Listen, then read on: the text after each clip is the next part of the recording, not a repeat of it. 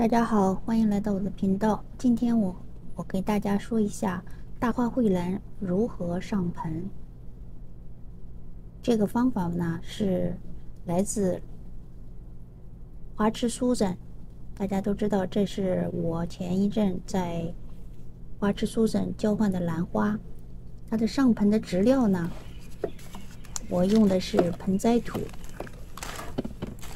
还有树皮、桃粒，还有珍珠岩。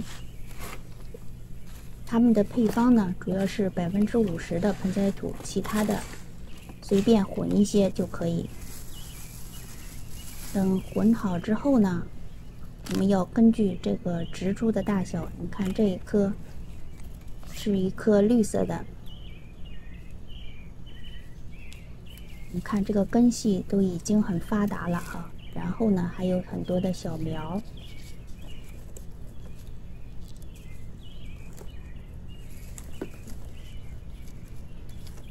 总共有3、4个小苗，今年如果种得好，都能长起来。这就是这个容器的选择。容器选择呢，因为大花蕙兰它比较大，它的根也比较发达，所以要用很大的容器，这样呢，你很多年都不用再重新换盆。当然也不能太大，像我这一颗，因为这是有2个大的蜘蛛，然后有一些小的，我这个是2个干轮左右的盆。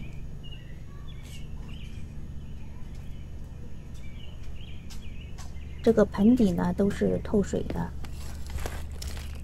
因为这个盆比较大，所以我先在底下装一些植料，然后再把周围都填上植料。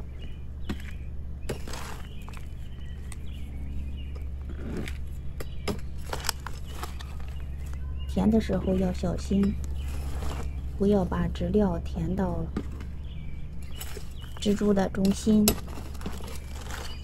如果填到叶心的话，很容易造成腐烂。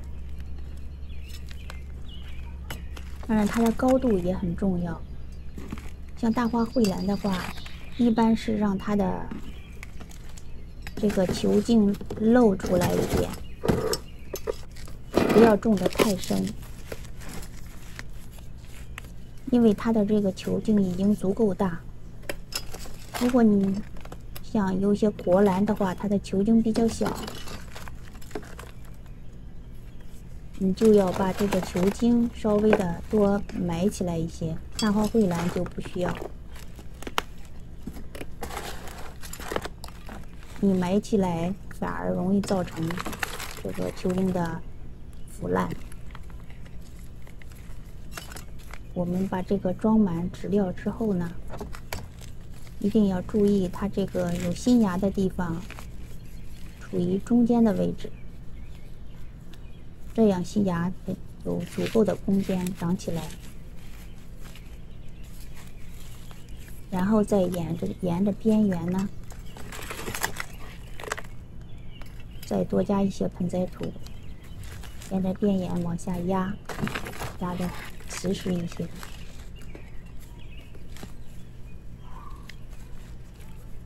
当然，大花蕙兰也有其他的植料可以用，比如说，只用树皮和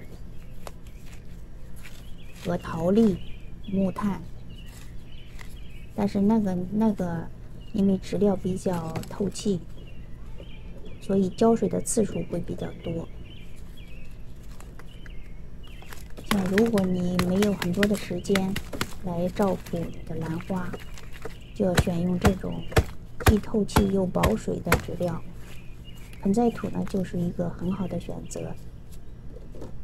因为大花蕙兰比较皮实，夏天、春天、秋天都可以在室外。这要是装好之后，呢，要拿一个明签给它系上。明签一般比较硬一些的明签，如果这个明签太软的话，你放在室外容易被风刮走，然后记号笔呢，也要选用那种不容易褪色的，像我买的这种，就是在 Amazon 上写着在太阳底下晒很久，或是水都不会冲走它的记号。好了，这就是我从花枝苏疹处交换的几颗大花蕙兰。大花蕙兰要浇定根水，浇完定根水之后呢，就放到阴凉的地方，让它1星期左右就会基本上就会覆盆，然后就可以拿到有太阳的地方。好了，这就是我给大家分享的花枝苏疹的大花蕙兰上盆的方法。谢谢您的收看，再见。